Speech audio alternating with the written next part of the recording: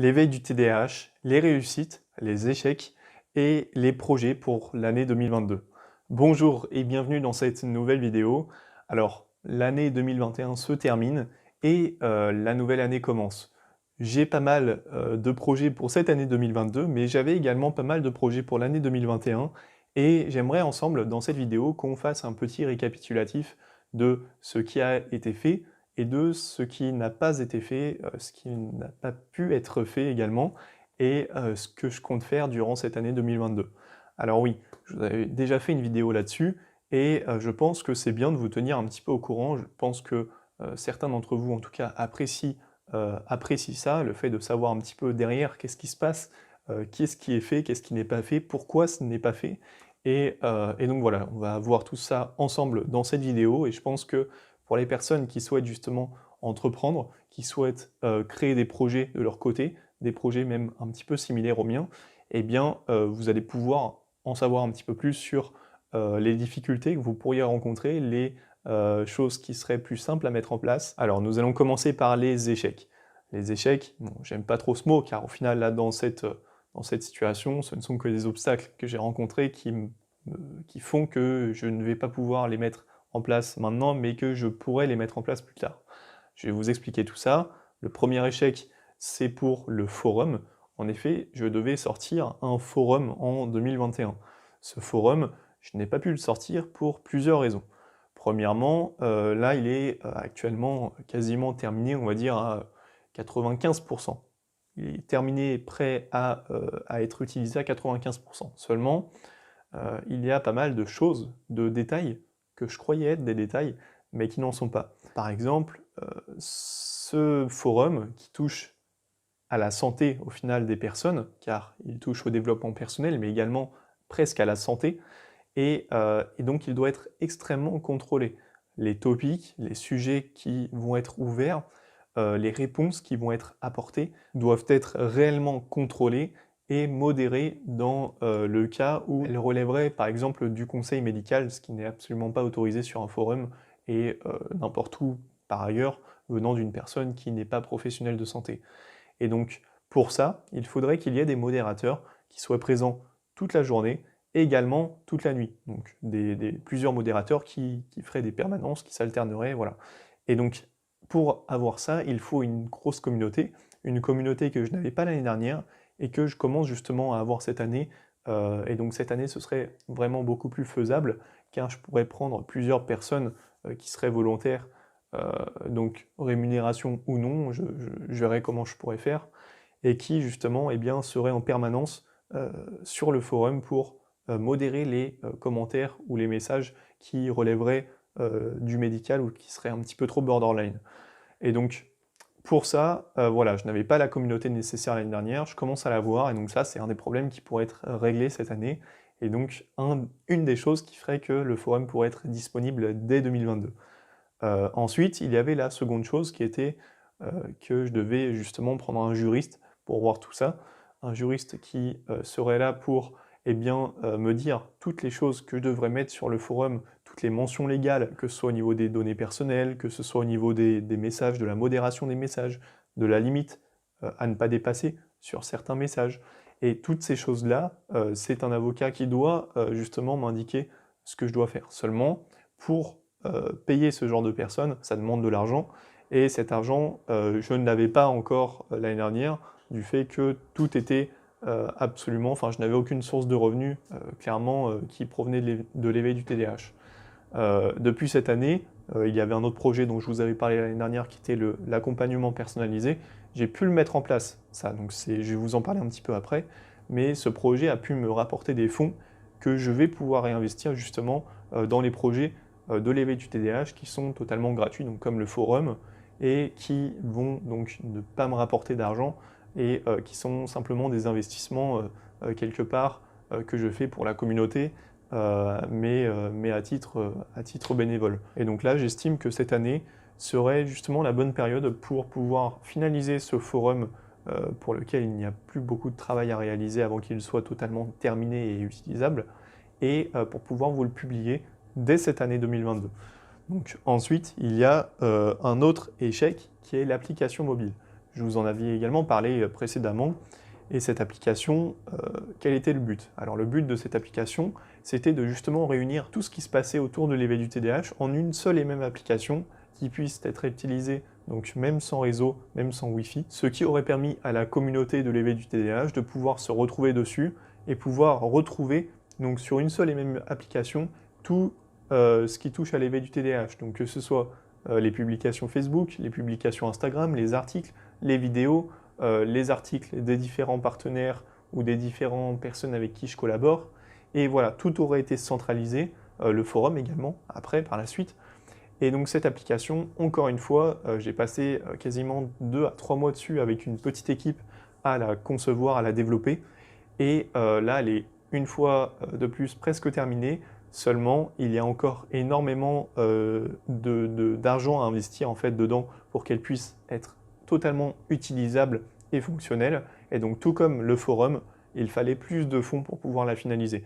Donc, encore une fois, ce problème devrait se résoudre, notamment grâce à l'accompagnement personnalisé que je suis en train de développer davantage.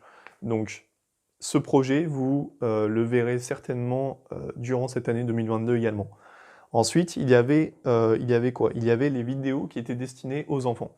Donc les vidéos destinées aux enfants, elles n'ont pas également pu être réalisées cette année pour la simple et bonne raison que pour ce faire, je devais embaucher une autre personne. En effet, personnellement, je n'avais pas le temps en fait de réaliser ces vidéos en plus de tout le reste.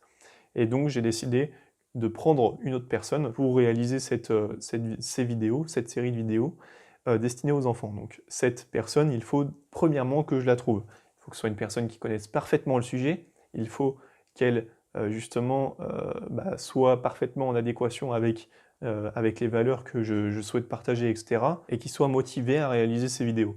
Donc cette personne, je vais devoir évidemment la payer. Ça demande également de l'argent, mais je devrais pouvoir me permettre cette année de prendre cette personne pour justement qu'elle tourne cette série de vidéos. Donc à suivre également sur la chaîne YouTube. Alors ensuite, on passe aux réussites, car il y en a quand même, et il y en a pas mal. Les réussites comprennent notamment, on en parlait avant, mais l'accompagnement personnalisé. L'accompagnement personnalisé a été un franc succès. J'ai été moi-même un petit peu surpris de l'engouement qu'il y avait autour de tout ça. C'est-à-dire que j'avais eu déjà pas mal de demandes, et donc là, comme je l'ai mis eh bien, disponible, c'est-à-dire que vous pouvez n'importe où sur le blog prendre votre rendez-vous, et bien justement là, ça a été pas mal de demandes. Et donc j'ai décidé de, voilà, de m'arrêter à un nombre de personnes limité tous les 3 mois pour pouvoir justement avoir un réel suivi, etc. avec les personnes.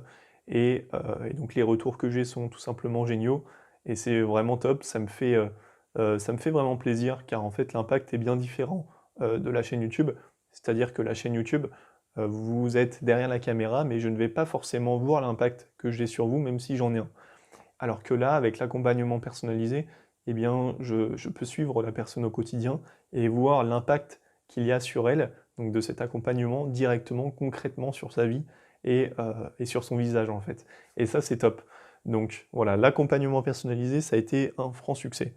Ensuite, il y a eu les interviews. J'ai fait d'autres interviews de d'autres intervenants, donc des professionnels comme Fanny Nussbaum, mais également des personnes qui ne sont pas forcément connus spécialement pour quelque chose dans le domaine du TDAH ou de la psychologie, mais qui sont des personnes qui ont réussi, justement, qui ont un TDAH et qui ont réussi à mettre en place des choses, des solutions dans leur quotidien pour mieux le vivre.